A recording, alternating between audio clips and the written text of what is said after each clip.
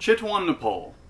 It's one of the most popular tourist destinations in the country, largely known for its wildlife, including elephants and tigers.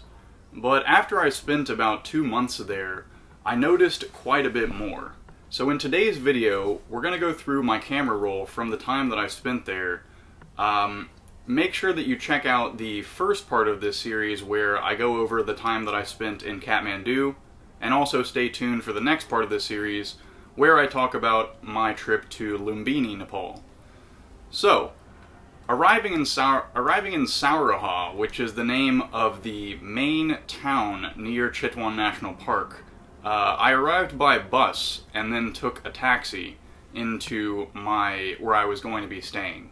And the first thing that I really noticed was that there are an abundance of elephants just walking through the road, and these are not wild elephants, and this really brings up one of the first really interesting things and possibly controversial things about this place is the elephant tourism, where there is an industry of basically privately owned elephants that are used to give tourists rides, and it's not really recommended for the elephants health-wise. It does a number on their backs and feet to carry that much weight in terms of 4 to 5 people on their back, and also the conditions that these elephants are kept in is not necessarily humane. So I did not do an elephant ride for those reasons, but you do see them all the time, and it's really interesting to see elephants merging into traffic and so on.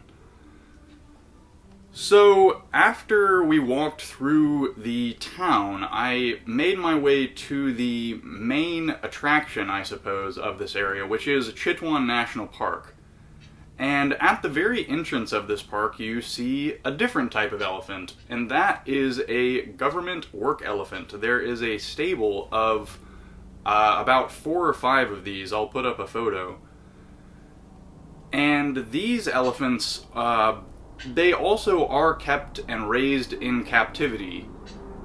So there are also issues with that as well. And you'll notice in these photos that they are kept chained up. And these are the elephants that I will go on to work with quite a bit later on in this video, as you'll see. So you'll hear more about them.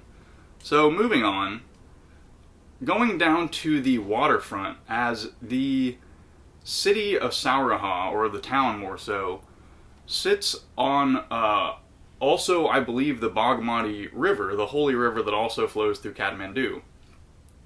On the other side of this river from the town is the boundary of the park itself. The river kind of forms that boundary. However, the city of Sauraha and the other towns surrounding this park, which is about, I believe, 900 square kilometers or so, all of these towns are in what's called a buffer zone area. So they have a degree of wildlife that passes in and out. They have certain types of laws that make it a halfway a normal civilian town and halfway part of the park itself. So that is also a very interesting dynamic, the idea of a buffer zone. So at this waterfront, you will first notice, as I did, the large number of crocodiles, and there's 2 main types of crocodiles that you will see in Chitwan and in this river, and that is one, the mugger crocodile, which looks very similar to the American crocodile, honestly, kind of the rounded snout, a big kind of spiky, chunky looking crocodile. But the other type that you'll notice is the gharial crocodile, and those are quite unlike anything you'll see anywhere else, because they are they have a very narrow snout, and they're very unusual looking if you get to see one up close, which we will later. So, at the other end of the entrance to Chitwan National Park, I was able to meet for the first time the rehabilitated baby rhinoceros, or rhinoceroses, that they had there at that time.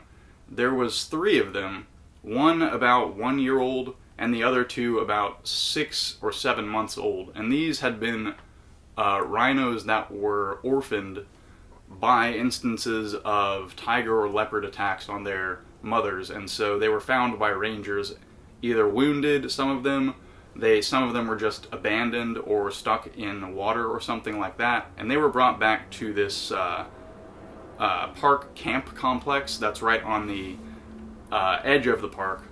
That you can see some of the buildings in these photos. That's part of the park camp complex that researchers and military alike use as a base to stay and then conduct research and then enter back into the park. Aside from the tourist economy, the area of Sauraha and the surrounding towns such as Bachauli, which is where I ended up staying, are largely agricultural. You'll see quite a lot of farms, a lot of large families all living together in big houses like you might in rural America as well. And it's a very interesting and tight-knit community that you'll get to know a little bit more throughout this video as well. So, you can see some of the scenery walking around in this buffer zone area, as it will, and it looks relatively rural. You see fields. I believe this is a buffalo, and then here are some Muscovy ducks, which people do eat ducks as well as the duck eggs here. Here's a very interesting photo because at night in this area, partly because of humidity and partly because of pollution-related smog, you get an extremely heavy blanket of fog where it's almost impossible to see without a heavy flashlight. And even so, you can see in this photo there's a spotlight set up and you cannot really see much at all. So it is incredibly dangerous to be out after dark in this area because of the amount of wild animals such as elephants and tigers that you might literally bump into in this kind of low visibility environment, and then they're not going to know what to do, and that's going to create a bad situation. So this view also shows what it looked like from the balcony from where I was staying, which was at this this compound known as the Taru Cultural Research Center. And so this was both a museum and they also had a level of lodging for researchers and people visiting. So I was able to get a very affordable lodging setup there. It was relatively simple and straightforward, but it was exactly what I needed. So at this museum, though, what they were showcasing largely was the cultural artifacts and stories and history of the indigenous group that largely inhabits this area, and they are known as the Taru people. And these people have a very interesting history where they largely lived a mix of agrarian and sort of forest harvesting gatherer sort of lifestyle. However, once there was a level of eradication of malaria in the area in the mid-1900s by the British, I believe, and the Americans, the population of the area increased so rapidly that there was a large swaths of the forest that were cleared out. There was a large increase of tourism. There was a lot of hotels and swimming pools and things like that built that had a huge impact on the environment. And so a lot of the traditional ways of life, I suppose, from that more tight connection with the forest itself has been diminished a bit by these drastic changes in the course of just a generation. So this museum and the research that's associated with it seeks to really preserve that traditional culture of the Taru people and make sure that their historic way of life is kept alive, even though the environment there is really changing very fast. So the organization that oversees Chitwan National Park is known as the National Trust for Nature Conservation of Nepal. And the formal name of Chitwan National Park is the Biodiversity Conservation Center, but that doesn't really tell you exactly what it is, but it's named that way because Chitwan has an extraordinary level of biodiversity in terms of almost every type of plant and animal. So, almost as soon as I arrived in this city here, I was able to get an internship with this organization, joining along with a group coming from an Australian university known as Federation University, based out of Melbourne. And by basically just paying a fee to cover my food expenses for breakfasts and lunch while we were working, I was able to participate in this 6-week-long internship that was both about park conservation strategies and about veterinary skills for wildlife. So that's essentially what I was doing for my first 6 weeks in the park. So going through these photos, you can see the view from that compound on the border of the park that I was talking about earlier. That is where all of the students from the Australian university were actually staying. I was not staying there. I was staying at the museum research compound and taking a bicycle about a mile into in the very early morning to get to my internship. So that was, that was fun. Woke me up because it was pretty cold in the mornings there. So you can see this view, though, looking right into basically the boundary of the park. And because of that, you'll have wildlife such as these wild rhinoceros, elephants, deer, wild boars, etc., just walking right up and into the camp at times. So you'll see a few more photos of that along the way here, but that caused various problems as well as it was interesting. So on site of the national park, they also have a museum. It's known as the Wildlife Display and Information Center.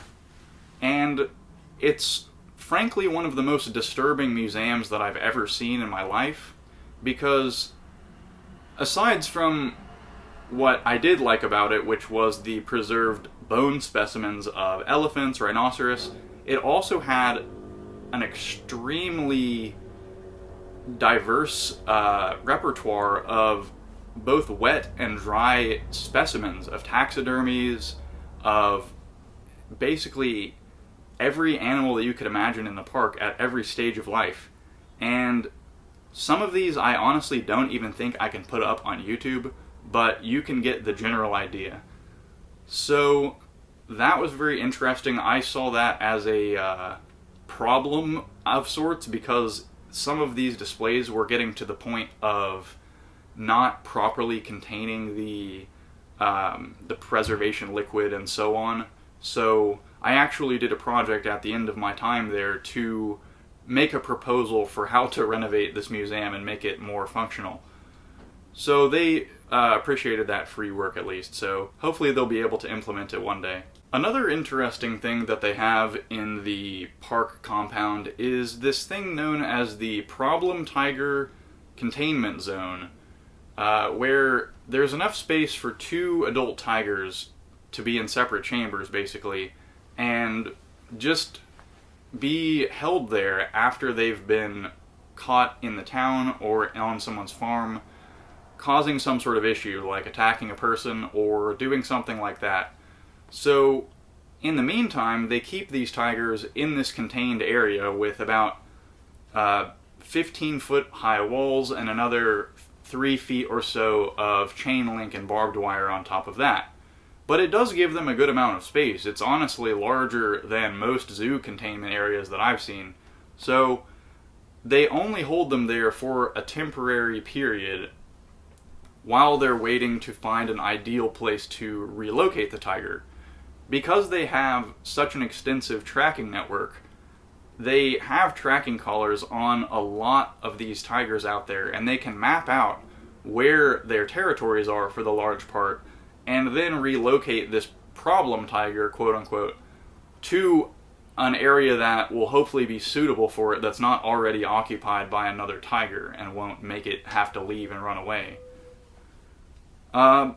Although you see this meat on the ground is buffalo meat, that's really the only thing they can get, because they can't legally kill and feed the tiger the deer that are in the park, which is what it would naturally eat. But in my opinion, feeding these problem tiger buffalo and getting them used to the buffalo meat does just kind of incentivize them to go back to people's farms and hunt their buffalo again. But that's not my decision. So, moving on, this next photo shows how we would feed the tiger. You can see the slats in the chain link at the top where there would be a person climbing up a ladder. Yeah, very professional and safe, because this is not a tourist attraction. You know, people can't really just come and see these tigers. They are just a ward of the state, essentially. And so it was tried to be kept very low key.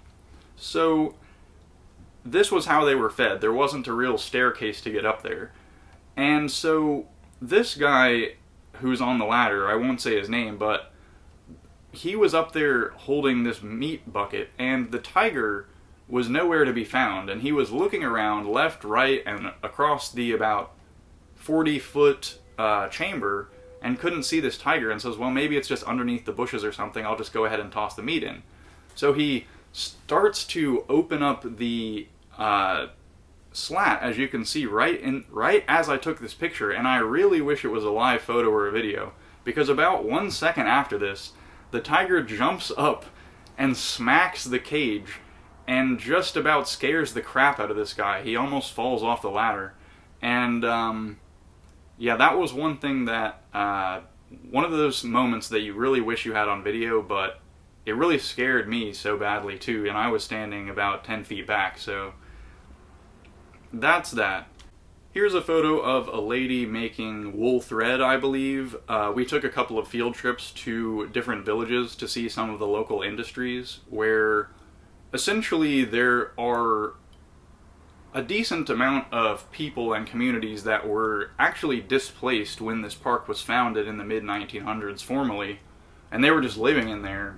And when it became a national park, you know, the government says, okay, nobody can actually just live in here at all. So they sent in the police and kind of drove these people out, and it wasn't really it was a very ugly situation for a time.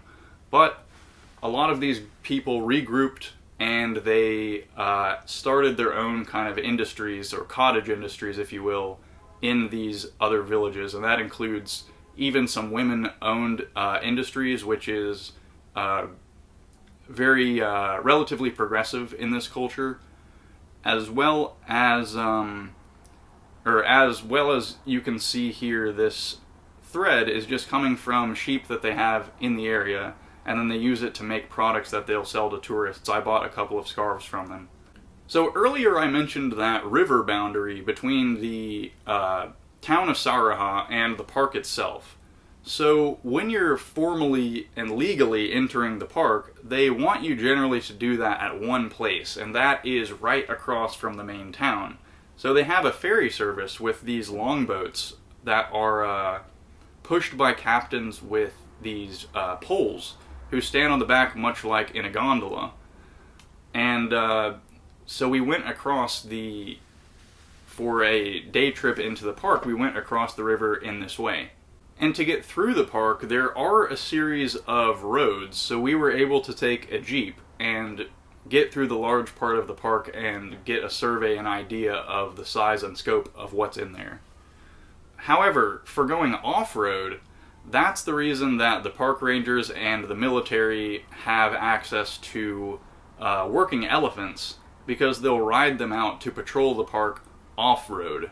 And so that's the functional purpose of those elephants that I mentioned at the government elephant depot. So going through the photos I took from this jeep, we saw a rhinoceros warming itself in a recently burned field where they do controlled burns of these tall grass, I believe it's called elephant grass, these fields, and this rhinoceros was just having a great time rolling around in it. This is a peacock in a tree.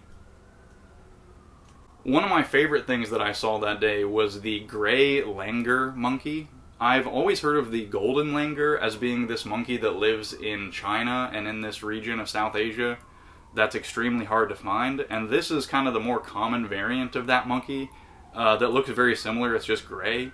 And they're just so funny because they really would jump around and they were watching us, and just really entertaining to watch in general. So partway through this drive, we stopped at this area known as the Gharial Conservation and Breeding Center. And this is an area where the park officials attempt to breed and repopulate the gharial crocodiles in the park. And the main issue with this process is that these crocodiles have an extremely low rate of producing males. So only about 1 in 100 offspring is a male. So when their breeding populations are damaged by habitat loss and so on, there can be very disproportionate effects, and it has drastically dropped the population. And so this breeding center has successfully turned that around, and it was really interesting to see how they have this set up. And the baby gharials are surprisingly cute, but the large ones are a little bit creepy when they're all piled on top of each other.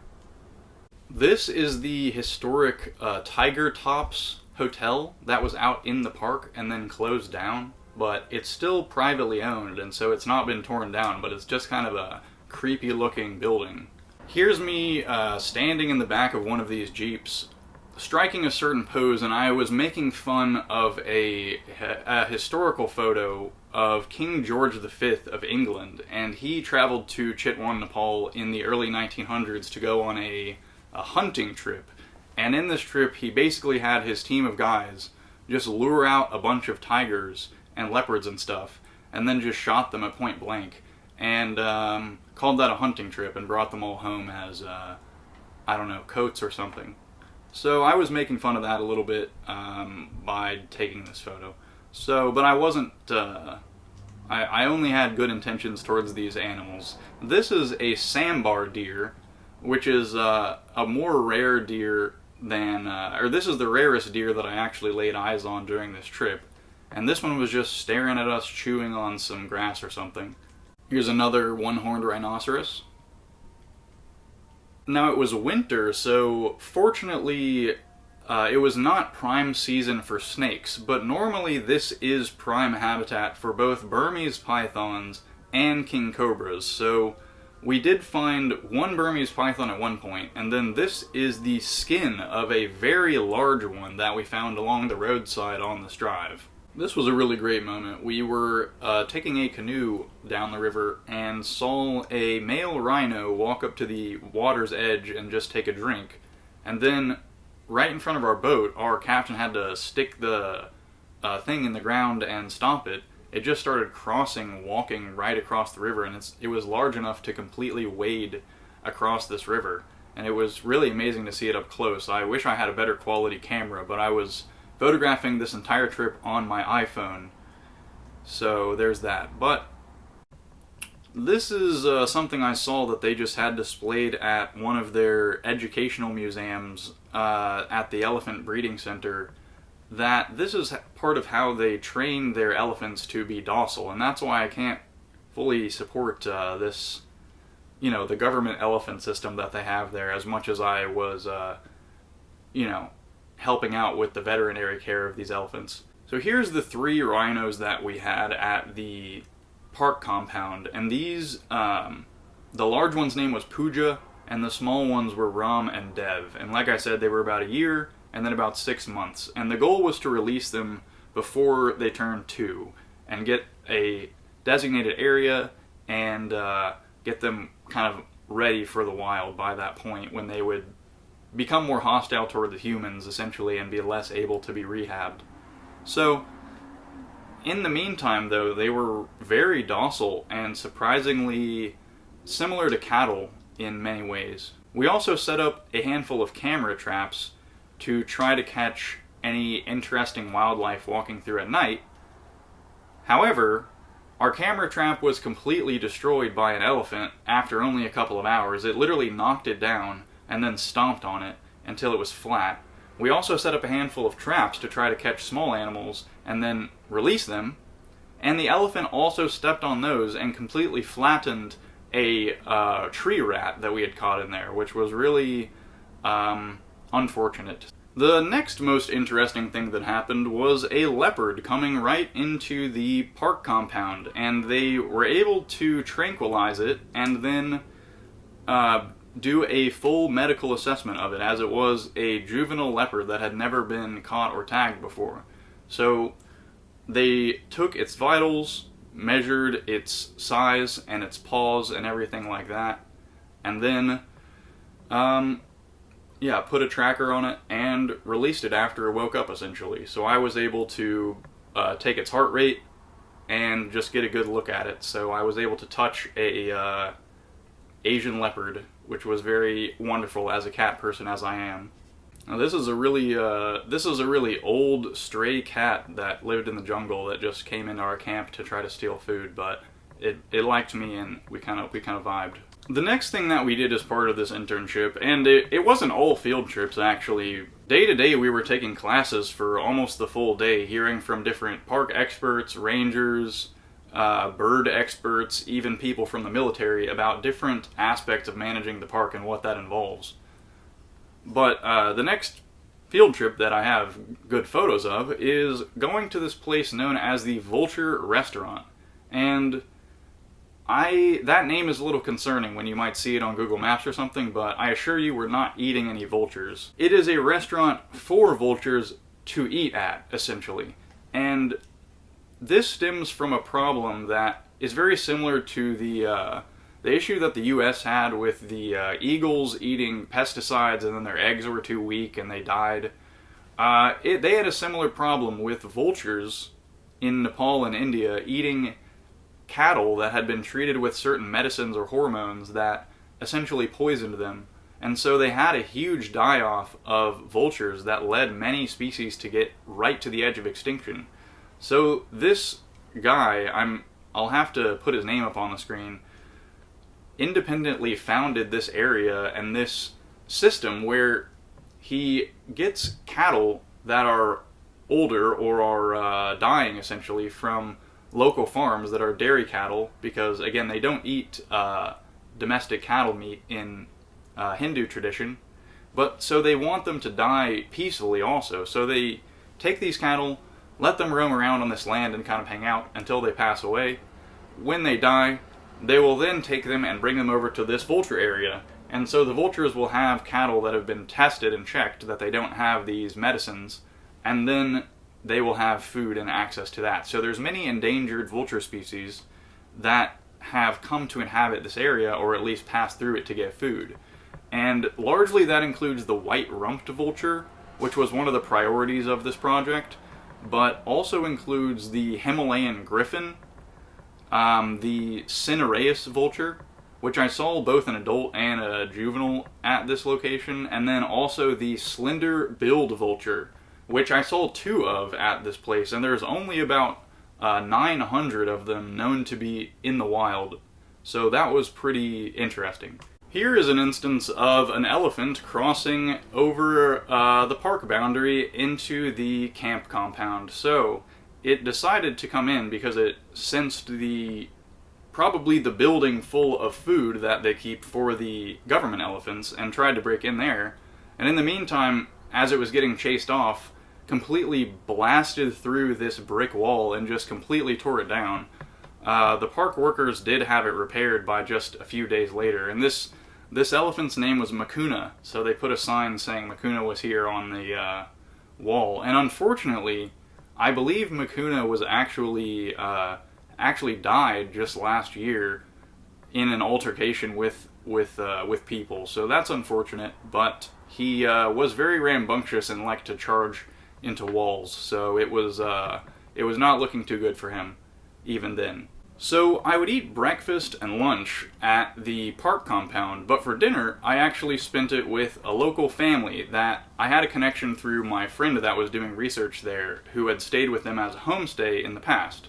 And so they made this wonderful food for us every night, and we were able to just compensate them for the groceries and so on. And we would just kind of hang out at their house in the evenings, and it was a very nice time, and the food was absolutely excellent. As I said in the past video, the momos are a street food that everybody knows about in Nepal, but the average day-to-day food that people are eating for, you know, honestly breakfast, lunch, and dinner is known as dal bhat, and that involves rice, which is the bhat, and then dal, which is lentils in kind of a sauce that involves turmeric and other spices. And then, you know, variations upon that, including chicken, different types of beans, fish, buffalo meat, all kinds of different things. But it's all referred to as dal bhat, and then it's just served on a plate in whatever variety that you may have it. And the lady living here is an absolutely wonderful cook, and this was a great experience to be able to enjoy some of the local food and just really understand how people are eating in just a normal day-to-day context. And the food is extremely flavorful. It's very spicy, but I really like spicy food personally, so I was completely fine with that. And I really enjoyed it. You can eat pretty much vegetarian if you want to there, because there is such an abundance of beans and other proteins in the cooking. But the chicken and duck and fish and beef and everything or buffalo anyway, is really excellent and very, very well spiced. So I would recommend Nepali food to anyone if you ever have the chance. Here's another example of the fog that you'd see in the mornings. And this is a very blurry picture of a deer. Oh yes, this is the very small species of deer known as a muntjac. I have a better picture of that coming up though. Our next trip we went to this area known as the Madi district, and we got to meet some of the people living in that area and learn how some of the park officials try to reach out to the locals to try to reduce the conflict between people and animals. So they have these people draw out this map and show where they're having both issues with resources and issues with animal conflicts. So this helps the park officials in just a very simplified way to just have data on these kind of interactions and be able to try to prevent any kind of conflict between humans and wildlife. So we also got to see some of the farms in this area, which were absolutely lovely and very scenic. We learned about an interesting rehabilitation program that they have in Nepal, specifically in this area, for poachers. And you'd be surprised, because Nepal does take a very hard line on poachers, to the point of having armed military in the parks to take action against them. But after these people have actually served their multi-year jail sentences, instead of just being put out into the streets where they might just become employed as poachers again because they're desperate and homeless or something, they're actually given a small plot of land and like a hut to live in at least, and a couple of goats or cows, and then they just are, you know, and we met one of these people, and he was incredibly nice and was grateful for the opportunity, really. So it was a nice kind of story about how a lot of crime really just comes from poverty. Well, not a nice story, but a nice story about how you can fix that by just giving people a little bit of land and a farm, essentially. So it was nice to see. Here's a buffalo. And here's a map of their farming seasons. You can see how many there are, because the weather there is basically warm year-round. It's a wet season and a dry season, so they farm multiple crop rotations per season, which is incredibly impressive. While I was only there for 2 months, I saw them rotate crops like 4 or 5 times. It was actually crazy. Here's some of the scenery in Madi. You can really see those lowlands. Again, this Taru lowlands at the south end of Nepal is basically at sea level. And this ridge of hills you see in the distance is in India, across the border. This is one of the buses that we took, and a lot of the buses in Nepal are very well decorated by their drivers. They have all kinds of logos and paint and designs and different words on them to kind of be customized for the person. So that's kind of fun and interesting to see, especially bad translations and so on. The tea in Nepal is also something that's absolutely unbeatable, as they use the what you might know as chai tea recipe, where it's a black tea with a degree, or with a small amount of cardamom and chives and then milk and sugar added to it. And it is absolutely delicious and cheap. You can get it for maybe 25 cents a cup out anywhere in big city or a small town. And it's really wonderful. I learned how to make it, but mine at home is just not as good. This was a traditional Taru dance that we had the privilege of being able to watch, and this was performed by a group of young women that come from the local community of Taru people, and you can see how they're dressed. That's the traditional ceremonial, essentially, dress of this culture, and they also have certain jewelry and anklets and so on that rattle around in certain ways when they dance. And so you'll see that, and then also they had a fire dance as well, which was very entertaining to watch, to say the least. This is the Australian ambassador to Nepal who came to speak to us and hang out for a couple of days. And this is her feeding the 3 rhinos, so that was a funny sight to see. I had to take a picture. So one thing we were doing in the internship was using the laboratory resources at the park, and that was always interesting to examine what was coming out of both the wild animals that we were encountering and the government elephants and the rehabbed rhinos. So we were able to look at their stool and blood samples under microscopes, and also do bacterial testing and do antibiotic resistance testing and things like that, which were pretty interesting to see that applied science in action. So feeding the rhinos was one of the most fun things I was able to do as part of the veterinary program, and the younger ones only will drink milk, so you'll just fill up this bottle of this powdered milk mixture and feed it to them like a little baby. And then the larger one will drink partly grain mixture that's prepared for it in the morning, and then partly milk as well, but it's such a large rhinoceros that it doesn't really work to just give it one little bottle. So we had a system where it was an open-ended bottle, and you would just pour milk out of a bucket gradually as she drank the milk. So that was a pretty entertaining process. The bird watching was pretty great, but again, I only had my phone camera, so I wasn't able to take a ton of photos of these birds. So this is a rose-ringed parakeet. So another one of the things we were able to do as part of the veterinary program was a service to these elephants that are part of this tourism network, and that is giving them a foot care service. So we went through with the experts and basically trimmed off parts where their toenails and feet were uneven or where there was any rocks or anything stuck in there, so they would be able to be more comfortable. And then we also gave them immunization shots. This is an Asian palm civet, also known as a toddy cat. And this little guy is basically a kind of tree raccoon or rat of some kind. And he unfortunately likes to eat people's chickens and ducks, so he will leave the forest and go right into people's farms. So they catch these guys and send them to the park compound to re-release back in there. So we took a stool sample to test in the lab and released him, but he was very unhappy about that whole process. Understandably, I guess. One thing that grows naturally there as well are starfruit, which are very abundant and tasty right off the tree. One thing we would feed the elephants as a treat were these little things called, or they were known as elephant momos, and they were just their normal grass wrapped around a ball of rice and molasses for them, which they really enjoyed as a little treat, and we learned how to make them. You have to kind of weave it in a certain way for it to stay in a ball. There were also always these jungle bees popping up with their nests, just kind of overnight, essentially, anywhere on the park compound. This was the best picture I ever got of one, where one popped up on the second floor.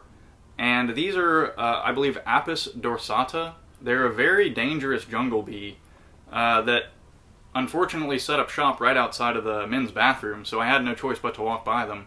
But that was interesting to see them. I did not get stung, and I had a good time looking at them, honestly. Here's a better picture, as I was saying earlier, of one of those small deer known as a muntjac. And they are just adorable. They remind me a lot of a key deer.